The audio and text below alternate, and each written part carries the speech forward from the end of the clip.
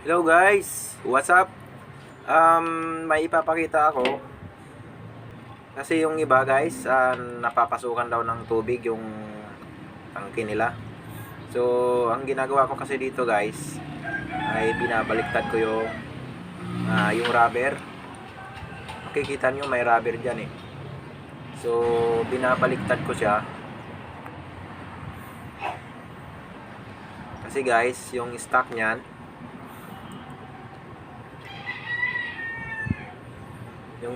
guys ay nakaganyan.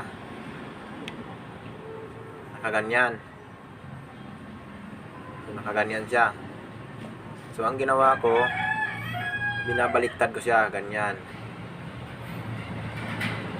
So napanood ko lang sa YouTube to guys. So ginaya ko lang. Mukhang effective naman siya. At isa pa guys, iniiwasan ko rin na magpagas tuwing tag-ulan. Kasi guys, hindi naman natin maiwasan na pasukan or pagbukas natin ng takip ay may matutuluan siya ng patak, may patak ng ulan. Saka guys, dito guys may dumi kasi yan. Dapat nililinis din natin yan kasi isa din yan sa sanhi kung bakit papasukan ng tubig ang tangke, kasi kung kakapal yan, papantay yan sa bakal dyan, sa may bilog na yan, sa may labi niya. Pag pumantay yan, bubuka yung rubber. So dapat wala ring alikabok, walang dumi, para hindi siya pasukin ng tubig. At yung diskarte din ng iba guys, nilalagyan nila ng takip yung tangke nila. Pero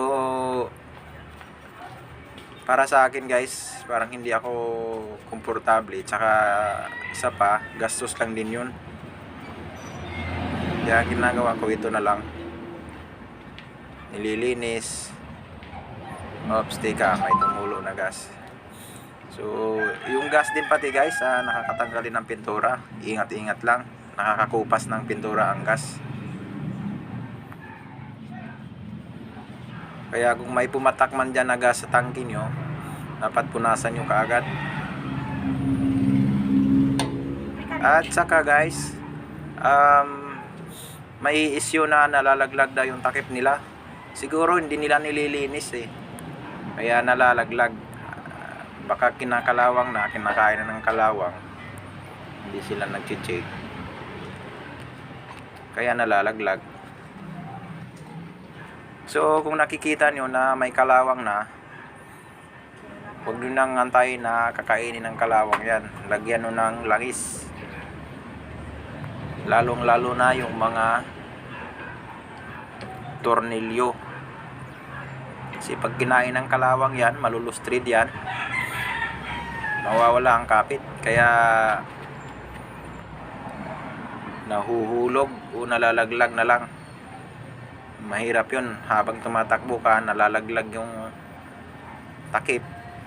Tapos pagdating mo sa unahan, umulan pa, ang malas mo nun.